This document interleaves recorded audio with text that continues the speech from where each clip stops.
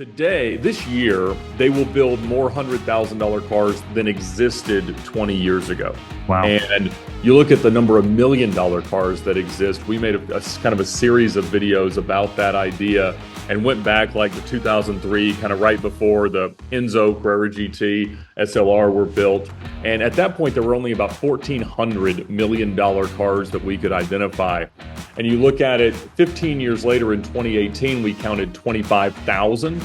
And last year it passed 30,000. But the difference in, I bought the car that Paris Hilton, Britney Spears, and Lindsay Lohan got photographed in, a McLaren SLR that Paris owned and got repossessed and got a DUI in, and all this craziness that happened with it, that I think, at least by social media impressions, is the most famous McLaren ever made.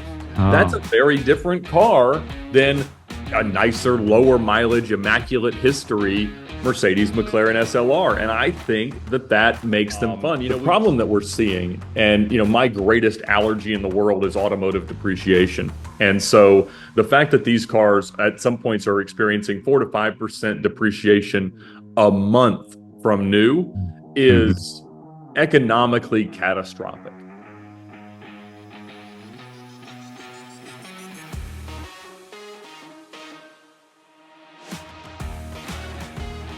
Hey, I'm Ed Bolian from VINWiki, and this is Cars and Culture with Jason Stein. We've had car guys on the program. We've even had car guys who are whiskey guys. We've never had a YouTube influencer entrepreneur who has dipped his toe into the whiskey business. I know it's not necessarily new, but he's promoting it. We're happy to have him. Ed, thank you for being on the program. Oh, well, thank you for having me. It's been a fun journey in all the different ways that we get to kind of use the social media audience and to be good stewards of the attention that we get. But here at the VINWiki studio, we go through a fair amount of liquid courage as people come in to tell their best car stories, sometimes with some anxiety and trepidation. And so we go through a lot of bourbon, whiskey, everything else. But I thought a couple of years ago it'd be super fun if we had kind of our own, at least co-branded or white labeled whiskey. I know there's a lot of distilleries that do that, but I didn't know how it worked. And so I interviewed a bunch of distilleries, a bunch of partners that could come in and help us out, and ended up really landing with a great partner in our local craft distiller here in Atlanta, ASW, or American Spirit Works. They had some stuff that was about to turn 8 years old, really, really high quality, and they'd done cool partnerships with the Atlanta Braves and the UGA Bulldogs and John Deere and other things like that. And so they thought it would be a fun way to, experiment with an automotive audience and a YouTube audience. And so we launched it just a couple of days ago online, and we're going to have a launch party this weekend at their facility here in Atlanta. A whiskey launch party. Now we'll head up the road to see that for sure. What is it about the whiskey industry that surprised you? Well, I think, it's such an interesting thing because, after a long drive or an epic car story, it just kind of pairs the right way once you get home and get settled. And it's something that I've enjoyed, kind of getting to learn about the different ways that you taste it and the notes that you might get out of it and the different experiences that come with different things. And so they're an awesome partner, and they can do a lot of really good stuff internally. They source a lot of great stuff as well. And so just learning how the business works and how the legalities work. And that's why it is a co-branded whiskey rather than a native company. I didn't have to go out and start a spirits entity to do this. And so it's been a lot of fun to navigate. Yeah, you're not doing this in your basement, right? I mean, no, I didn't have the forethought 8 years ago to fire up the still out in the woods and see what we could do. What will be the reason for being, the calling card of the whiskey that you're associated with? How does it separate itself from the rest? So, we've built a really, really cool label and branding around the idea of being a good, shrewd negotiator. That's a catch line that we use a lot on the YouTube channel as you're negotiating deals on terrible cars with usually sellers that don't have a whole lot of leverage in the equation. And really the idea is just the right thing to pair with a good car story. For me, that's always the ultimate way to just encapsulate the connections that we have with people and cars and journeys and adventure and racking up the miles on whatever it is. And, whether or not it makes it to the destination or not, you always start with the best of intentions. The cigars may be next, right?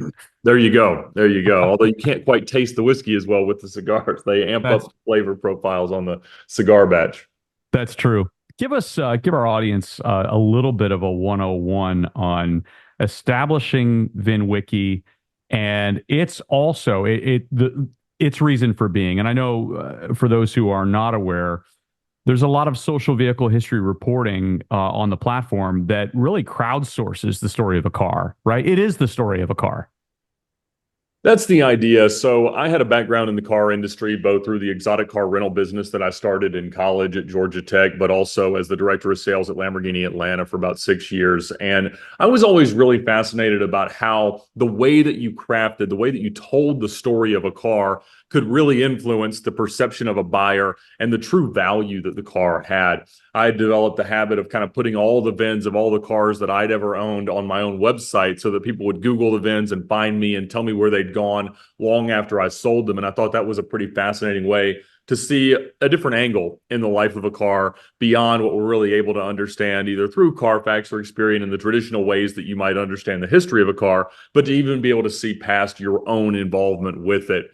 I also was really fascinated by the rarity of certain cars, in particular Lamborghini Murciélagos. And so being able to start to document the insane rarity, even beyond what the factory thought of how hard it was to find these cars, led me to some ideas that ultimately became the VINWiki app, which is a way that anybody can build the history of a car by posting information to its VIN or by its license plate as a crowdsourced vehicle history reporting platform. And like any tech entrepreneur, you think you're going to put it out there in the world and a butterfly is going to flap its wings in Kansas and that first domino becomes everybody having it on their phone. But it doesn't work like that. It takes forever and a lot of money to reach that kind of critical mass. And so about a year in, we were out of money and needed to go back to our day jobs. And so sort of as a last-ditch Hail Mary effort, we started to release daily content on YouTube of me or a friend telling our best car stories. And over time, that just sort of developed its own audience, very much became the cart driving the horse, and us just trying to figure out, exactly how to grow the app through social media marketing. You had no desire to become a YouTuber, did you? No, that was not the goal. That was not even the thought. To be quite honest, I had a lot of friends at the time through selling cars at the dealership that had a presence on Automotive YouTube. I've known Doug DeMuro since college, and Tavarish and TJ Hunt and Rob Dahm and all these guys that were kind of the 10 to 15 year veterans of the automotive YouTube space. And I had asked them all, I said, hey, I'm producing this content. Why don't I just give it to you as an extra piece of content or an extra show that you could put on YouTube? And then you'll get the views. You can make the money there. I just want the benefit of people downloading the app. And they all said no. They all said, people subscribe to a social media content creator on purpose. They don't want some random person showing up, telling them a story about a car that they may or may not care about each day. And so there was no real thought that this was going to become like a real thing.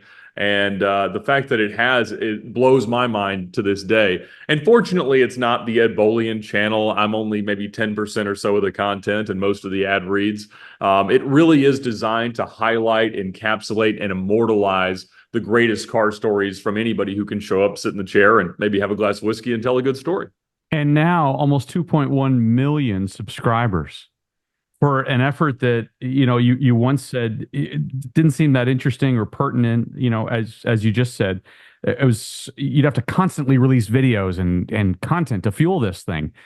And now, I mean, with the number of videos that you have and the following that you have, the idea that you were one thing and now you're another has come to fruition because you're a YouTuber. I guess I am, and that comes with just the most humbling and incredible opportunities I ever could have imagined. I mean, whenever you go pro in your hobby, it can, sometimes it can sort of ruin it. I mean, that was my first automotive business, was an exotic car rental company that I got with stated income loans that you could get back in 2006 as a 20-year-old college student.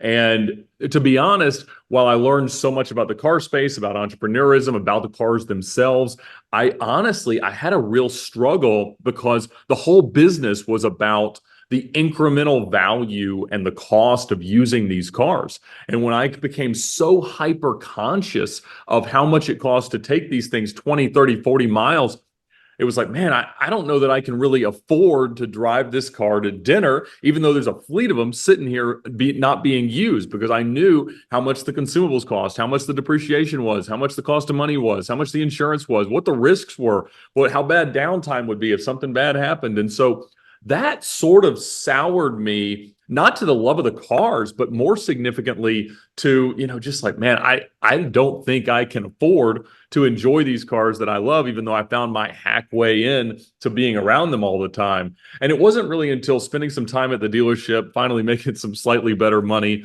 and being able to, find some really bad examples and kind of find my way into my brand of exotic car ownership, which is by the worst one that'll actually get somewhere, make it a little bit better, live in that margin between unacceptable and probably okay, never chasing perfection. And that's what allows me to have the most fun. Amazing.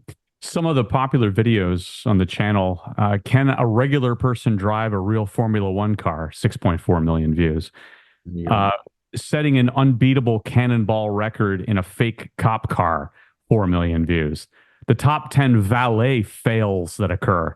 I mean, this is just regular stuff that people sitting around would go, God, I wonder what it's like to drive a Formula One car. It's how much time do you spend on content creation and the next great idea? Well, the cool thing is at this point, the ideas kind of approach me, and that's been a whole lot of fun. I don't pursue a lot of content, and I'm not like, Stradman or some of these guys that are constantly buying cars only for the sake of content. Mine only works if the cars generally go up in value.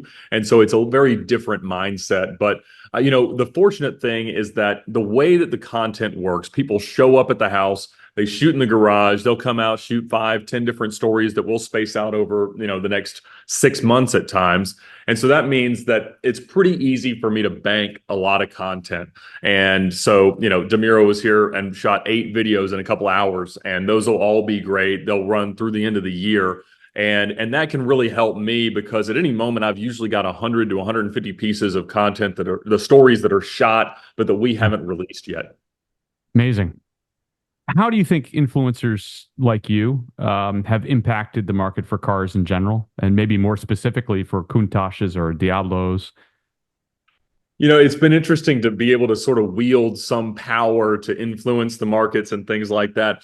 My first kind of foray into that was long before YouTube. It was simply the realization that no one knew how many manual Murcielagos there were in the country or even on Earth. And as a dealership employee asking the factory, they had no idea how many they'd made. The thought was that the take rate for the paddle shift option was usually like 90%, but in fact, it was more like 99%. And so I started making lists of VINs of the different variants and things like that, and ultimately discovered that there were only 23 of my favorite car, a manual LP640 coupe, in the US and only 88 in the world. And, at the point that you kind of reveal that this car is more rare than a 250 GTO, it starts to, let the audience understand, hey, I might, as a collector, need to start paying attention to these cars.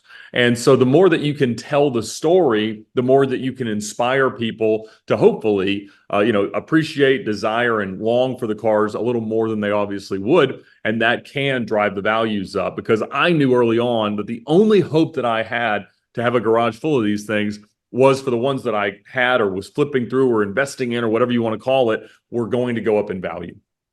Yeah, but you've helped move the needle. I mean, there's no doubt. Not something, again, that you set out to do, but you've moved the needle. And it's been amazing to see. Even cars that I don't personally care that much about, we've been able to use the app and the experience for other people to come in, build registries, document the history, and really showcase how rare, how special some of these cars are. And that's so much fun to see. Your story is not that different than when we had Randy on from Bring a Trailer, and he identified a need in the market. He satisfied the need, and then something else spawned out of it, right? It's the byproduct of pursuing your passion, as you said earlier. And it's a little bit of luck, isn't it?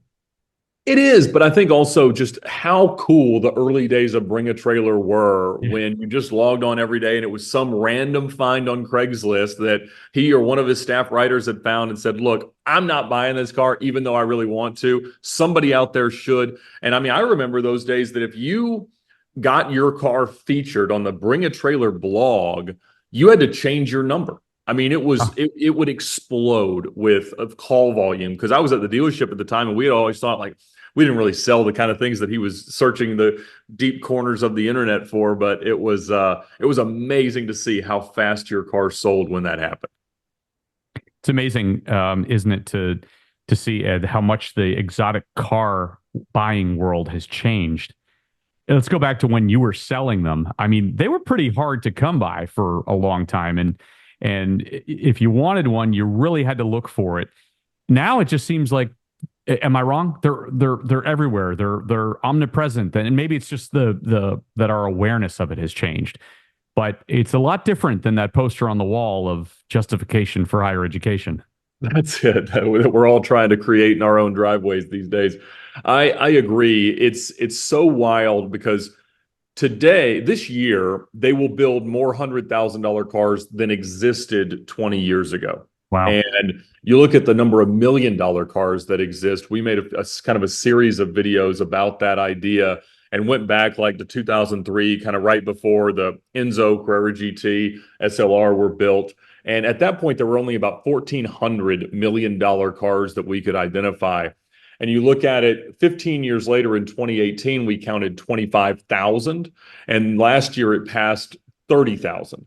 And so even in that 5-year window, more than one a day that were added to the $1 million car idea. And so you're right, there are so many more exotic, interesting, valuable cars now, and cars that are considered rare by today's standards are, pale in comparison to the rarity and exclusivity of some of these older and more interesting cars. So it's really interesting to see how much different the exposure is of the young audience to these cars today than there were for us growing up 20, 30 years ago. TikTok and other avenues of social, YouTube obviously have just contributed to that too.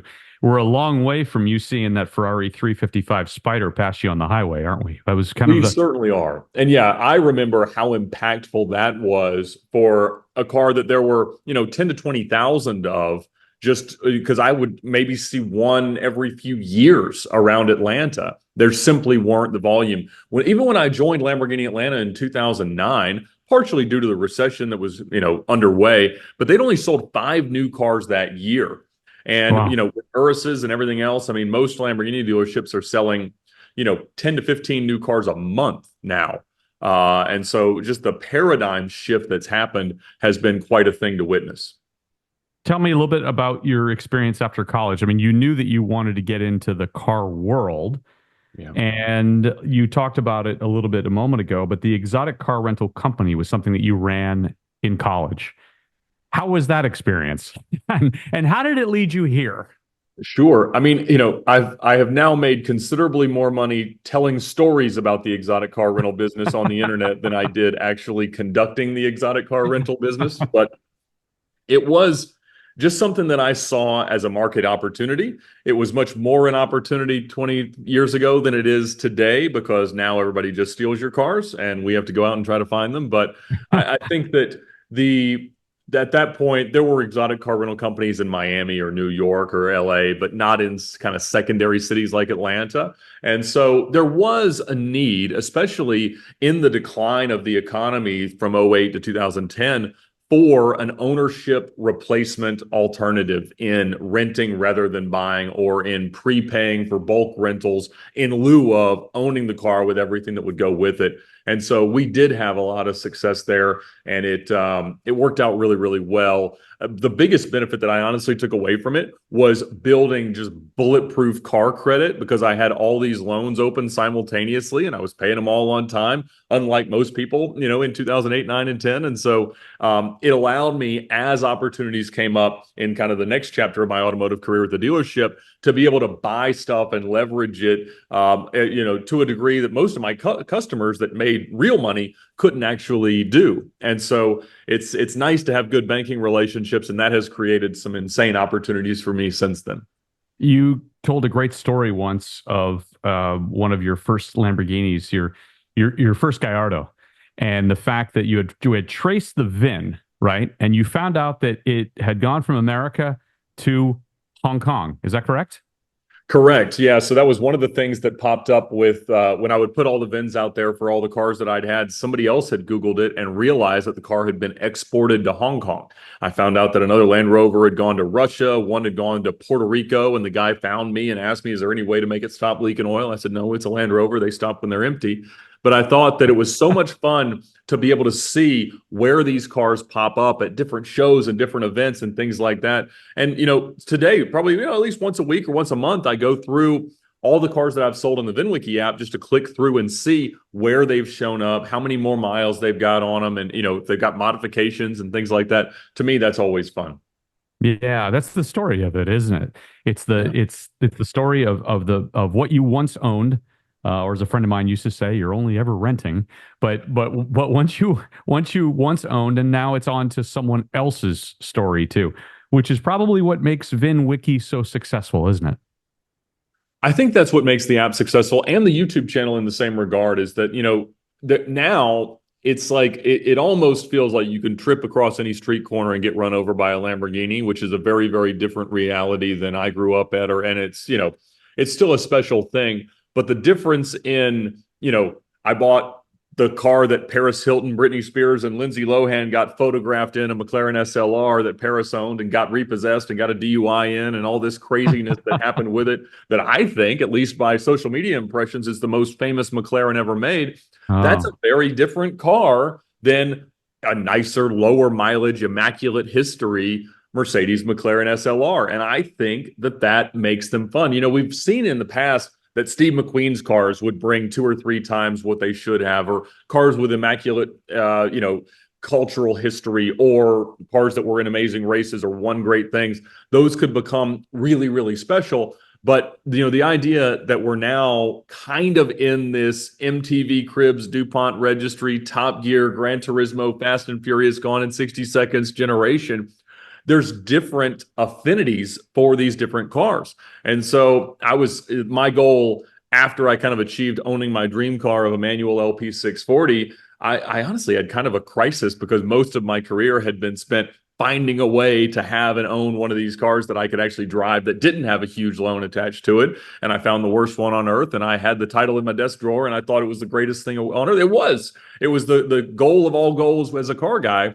But I think that, I needed another one to chase. And so years ago, I decided, you know what, I'm going to try to find a way to buy a Bugatti Veyron.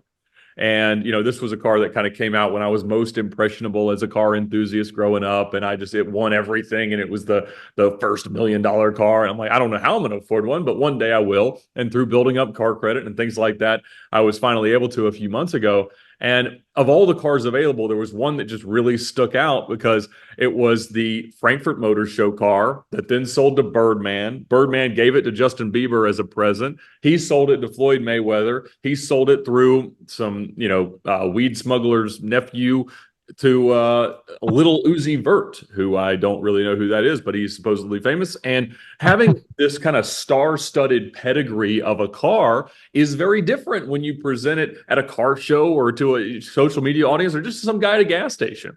And so, through flipping through a bunch of cars, selling a bunch of cars to accumulate, fewer of them that are hopefully more interesting, this kind of feels like the ultimate destination. Yeah, it's funny. We had the chance to go through Steve Hamilton's garage in Chicago after we had him on the program, and he turned around and he said, "Well, that's the Bugatti that Keith Urban designed, and that's why it has, the baseball stitching in the interior and more of a country feel to it. It's the stories behind all these vehicles." And Steve's got 100 of them, as you do too. When you set out, I know that I've seen you say that you thought an active VINWiki user would post 1, 2, maybe 5 times a week. Turns out your active users are sometimes posting 100 times per day. Is that correct? Absolutely. I think people have found that it can be so fun as an enthusiast to really develop this mastery and attach yourself to a specific type of car in a way that this allows you to do. And so whether you're keeping a registry of Celine S7s, or, just thinking about the cars that you want to find one day and documenting their history so that you'll be able to come back and be able to hopefully step into more of an active role in the history of these cars. It's been really, really fun to see, and all the different ways that people are using it. I mean, look, if a car gets used in a crime and the license plate's visible in a news story, it'll be in the app in 3 minutes. And the times that people have said, "Hey, I was looking at this car and I had no idea that it was involved in an Amber Alert 13 years ago. I'm like, man, that's amazing that you could sort of, attach all these crazy things that are disparate pieces of automotive history into a timeline that can hopefully be accessible and useful as you're trying to make a deal in the future. And you've had some people say, hey, look, take that down, please, that video, right? Oh, yes, absolutely. Yeah, we get a lot of people that are like, I don't think that needs to be out there in the public. And, in most cases, I didn't put it up there. And so it's like, well, it's something that could be accessed if a prospective buyer tried hard enough. We're just allowing kind of the groupthink and the effect, the resources of all the enthusiasts around the world to come together. And what I always tell them is that, when I was selling cars, especially cars that had issues or bad histories or things like that, your enemy in the sales process is the imagination of the buyer. And the less they have to use their imagination, the more likely they are to feel comfortable with however bad the car might actually be. Because as long as a car is okay now and you're getting a fair discount for whatever was bad in the past relative to something that didn't have that skeleton in the closet, at the end of the day, you're generally going to be just fine. And it's nice to own the car for less. The problem comes when you're like, well, it shows an accident. We don't have pictures. We don't have repair orders. We don't know what it was. Or I can tell this part of it's been painted or this panel's been off, but I just don't know why. Versus, well, no, this is why. And yeah, that wheel was hanging off for a few minutes, but they put it back on and it's all okay.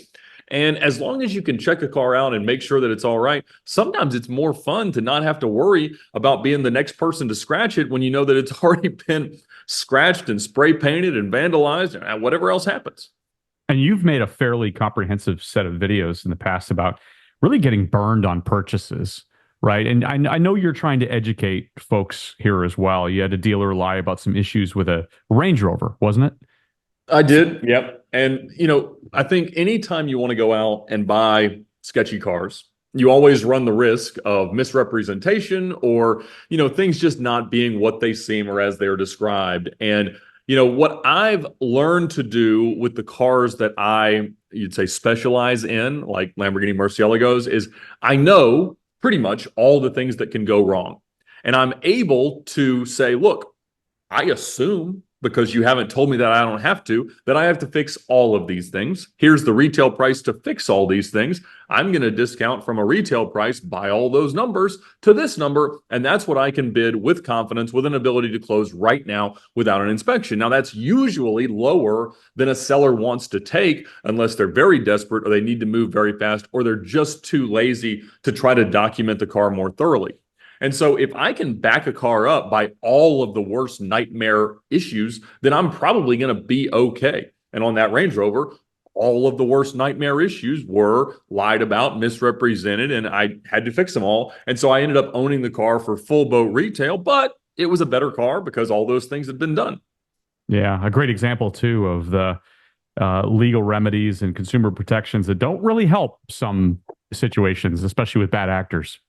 That's it. And, especially when you buy a car out of state, especially when it's a used car and you take delivery remotely and things like that, sure, you can sue somebody, but the likelihood of it being a collectible incident is almost zero. And, sometimes it's better just to take your lumps and move on. But the better approach is to have prepared yourself with a margin for those lumps and be able to, pull through it. The Cannonball Run. You've set the record. Do I have that correct? Yep, back in 2013, we were the fastest team to have done it. About 10 years ago. Tell me a little bit about that. Why did you want to do it? Of course, we all know about the famous Burt Reynolds movie, Cannonball Run from the 70s. But why did you want to do it? How did you do it as the fastest guy? Or the fastest? So I was growing up consuming everything I could from automotive journalism and literature. I didn't grow up in a car-loving household, but I remember just sitting around the dinner table one night and talking to my dad. We read about these 0 to 60 times and track tests and quarter-mile tests and top speed shootouts and stuff like that. But, I really would love to see what car would drive to grandma's house the fastest. Like, what would be super cool is if we put the best cars and the best drivers on one side of the country and they just race to the other side of the country. And my dad goes, oh, yeah, Cannonball. That does sound a lot like you. And it blew my mind that was a real thing. And even beyond finding the movie very easily, finding out that, in the 1970s, Brock Yates and Steve Smith from Car and Driver organized real races across the country. And I just thought that was the coolest thing ever. And I really spent the next decade of my life trying to figure out what it would take to do that in a modern context. Because in 2001, Brock Yates wrote a book called Cannonball, where he kind of chronicled the history of the events.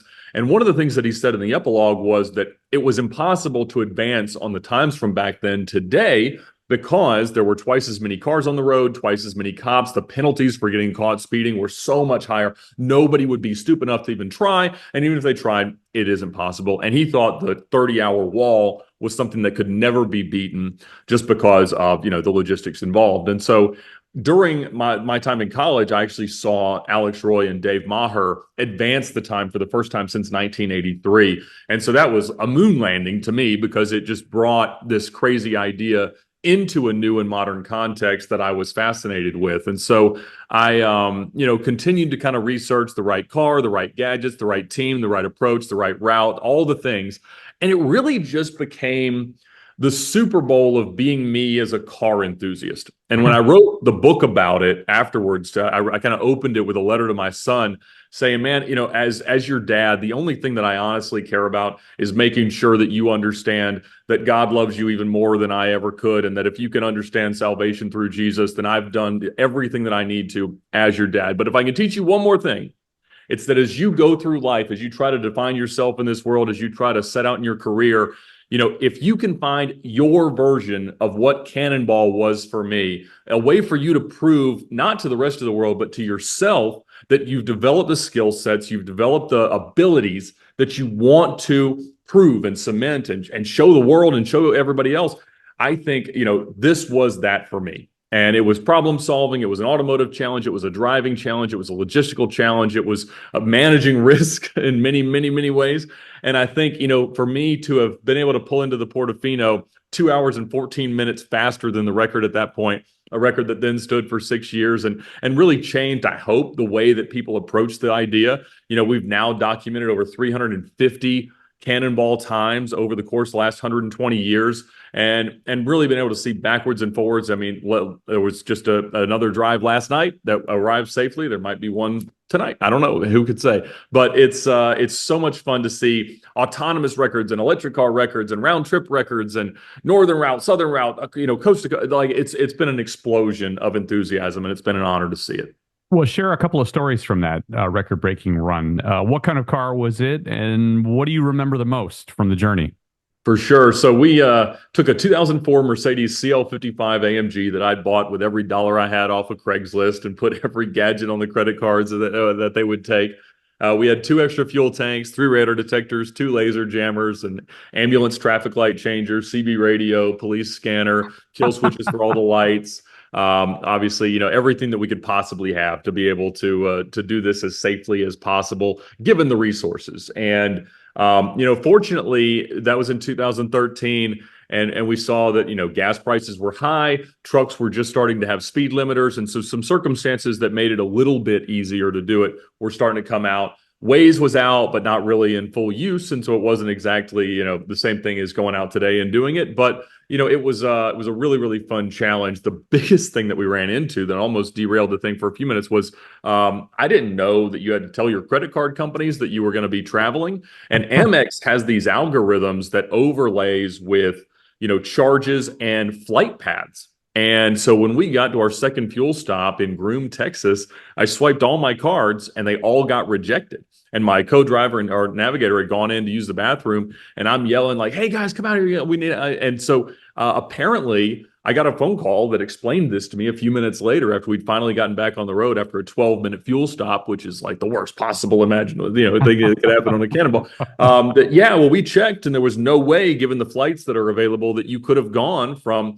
that place in Ohio to that place in Texas in that amount of time. That's why we flagged it. I said, well, I'm not going to explain to you why it's actually possible, but I would like you to approve absolutely everything that goes on those cards for the next 24 hours. I promise you they won't leave my site. And so it's one of those things that you just never really know a lot of these things until you get out there. I've done it 9 times since then in old junky cars and had a blast. But to go out there all out, see what was possible, that was a blast.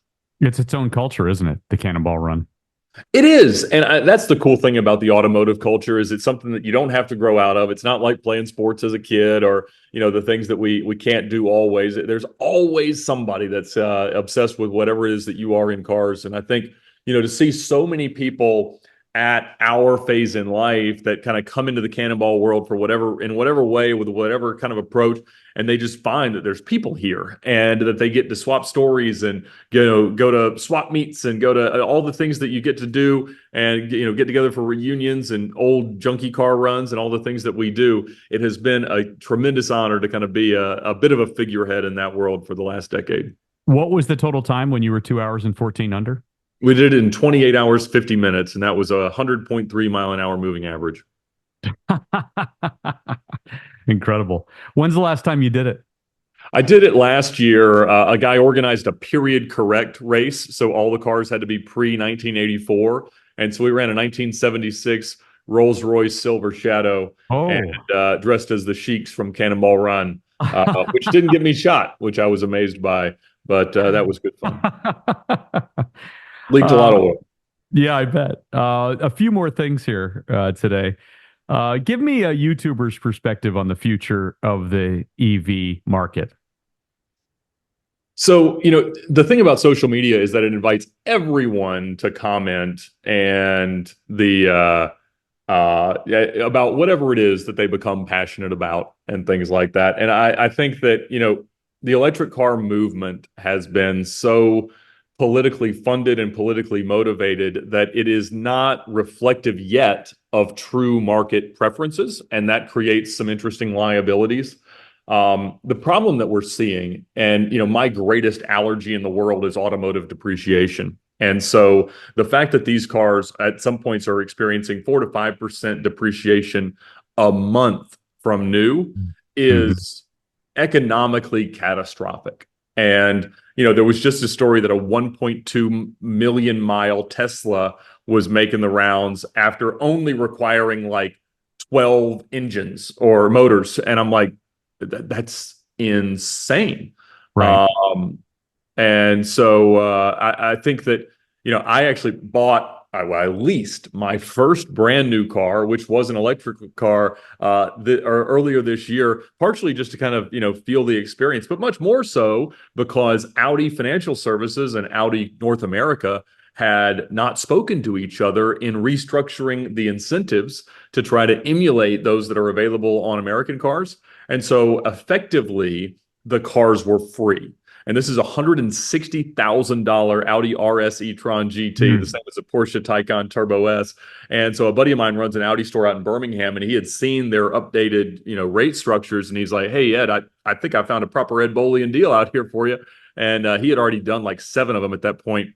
And so it was really complicated the way you had to do it as a single pay 1-year lease. But I effectively leased a $160,000 car for $250 a month, which was just the interest, because the selling price and the lease residual were effectively the same. Actually, the selling price was a little bit less. And so now, I wasn't about to go buy this car, and now I have one. And that's what most electric car buyers, apart from some genuine Tesla enthusiasts and things like that, are doing, is they're buying these cars because it's financially irresponsible not to, because of the incentives, because of things. And again, if we're not reflecting a true market preference or ideology, then it won't sustain, because certainly there's no pre-owned market for those things. And so I don't know. I'm not sure how much being a YouTuber versus just being a car enthusiast influences that. I just know that, when you get things like Mate Rimac saying that they can't sell electric hypercars, I'm like, what? You did sell 30 of them. You didn't sell 150 of them, but how do those 30 people feel? Right, exactly. Yeah. And so I think that it's going to be a very, very interesting time. Ferrari just released their latest hypercar, and it's a hybrid twin turbo V6. And it's like, man, as somebody that just loves a giant naturally aspirated V12, it's with a manual transmission, it's hard to get super duper wound up about a car that doesn't have any of that stuff. Well, we had the Ineos Grenadier recently, and Lynn Calder, the CEO, was on the program, and she said, unabashedly, we are a gas vehicle company, and so you do. And of course, we've seen the pendulum Ed, over the course of the last year, really swing towards the logic of having hybrids. And frankly, the Prius, the once sort of poo-pooed brand is now ultra respected again. So you never know what's going to come back into the fold. What about autonomous? So our video today is about the autonomous Cannonball record. It was just Ah, set, and it okay. was actually set in a Prius, but Priuses don't have sufficient autonomy to do it, and so it was set with the Comma AI system, which is Yep. essentially like a 15-minute dash cam and phone bolt-on that allows any car that has the right lane keeping to become autonomous. And so I think over the course of the drive, it was like 98.5% of the time his hands were off the steering wheel. And it was a very challenging thing to audit. So he actually built conductive gloves out of like chainmail that connected to some metallic tape around the steering wheel so that it would complete a circuit to log how many seconds his hands were on it and how many seconds they weren't. And so he was able to, I guess you'd say it's a semi-autonomous record simply because there has to be some human intervention on pretty much any system. Even Tesla's full Sure. self-driving would require occasional intervention. So, I mean, look, I've got a wife that curbs jump out of in front of all the time, and so I don't mind the idea of autonomy creeping into our daily lives. I very much hate all of the, lane keeping and jiggle the steering wheel and all the things that happen in modern cars that I don't have to worry about when I try to look like I won the lottery 10 or 20 years ago with my supercars. But yeah, it's coming. Hmm. Final thing, your thoughts on the new wave of restomod, the young timer cars, the singers of the world. Man, it is amazing the explosion. I mean, this year at the Quail, we saw, a running and driving Eccentrica, which is the Diablo. We saw a 550 Maranello. Obviously, there's every version of Porsche redone, reimagined. There's thoughts of, Mercedes cars, pro drive rally cars. And I mean, look, the idea of having these cars sounds incredible.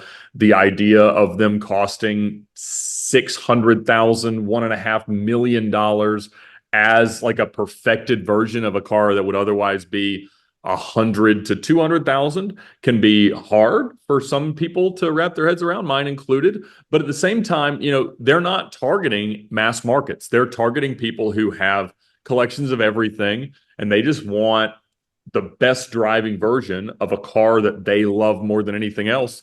And I think in that regard, they make total sense. The same way that muscle car resto rods have always made sense. That, if you take modern Corvette running gear and put it in a C2, it becomes something that's really lovely to use and live with and rack up miles with, rather than trying to deal with the maintenance of a 40, 50, 60, 70-year-old car.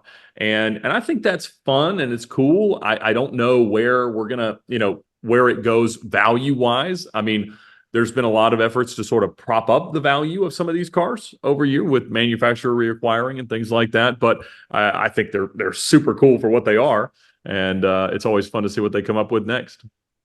The new Ferrari F80, the next La Ferrari, some have said is out today. Correct. What do you think? The good thing relative to like the W1 McLaren that really didn't share much design language with the rest of the cars that they're building right now is that when you look at a 12 cylindry or an SF90, it looks like a Ferrari, and I'm happy about that. I think an SP3 Daytona is a lot more interesting with a real V12 and no hybrid assist and things like that. But I mean, the car will have world-beating performance. It'll be everything it needs to be. It'll sell out yesterday.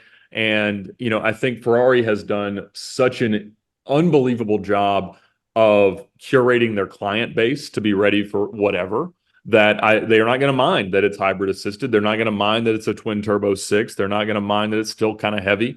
They're going to love the performance and they're not going to mind that it's $4 million. And I mean, they're going to build 799 of them, which is more than even they actually built of the cars that they said they built less of. And so I'm keen to see, what the market does.